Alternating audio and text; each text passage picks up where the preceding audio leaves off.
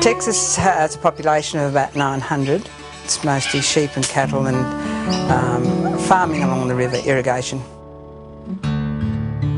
It's a great little community, and when somebody needs something, there's a lot of caring people that come forward.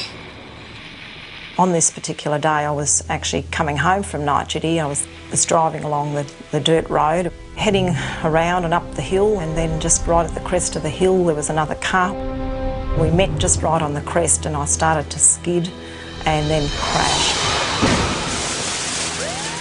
I thought to myself, well, I just started to pray. I had the call from the staff saying that she had had an accident on her way home from work. I could feel the warm running out and I thought, I'm bleeding. She was 7 months pregnant. I'm a midwife and I just knew that it was likely to have separated the placenta away from the uterus. I thought, this isn't very good. And she was losing a lot of blood and it was, dripping off the trolleys and onto the floor, like it was coming through the sheets, and we could just see how much she was losing. And I thought, I don't know how much more of this I can have run out before I have to have some go in. We realised then that we actually couldn't wait for the helicopter to come in with blood supplies and that we needed to get her some blood urgently. We didn't have any there at Texas because it's a small rural hospital. We don't store blood. The hospital rang on Sunday and said there's been a serious car accident. We had a list of people that were O-negative grouping and we called on them. We need all the blood we can get to save this girl's life before they could airlift her out to Brisbane. And we just had to bleed them and use the blood immediately until the helicopter came in.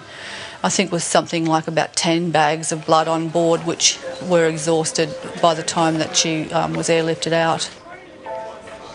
She had asked, for Father Kevin to be there as well. He said, Kath, what do you want me to do? Do you want me to anoint you? And I said, yes, please. Can you bless the baby? And so that's what he did. I pretty much presumed then that the baby had died, that he had died. We couldn't hear a fetal heart any longer. It was a very traumatic thing.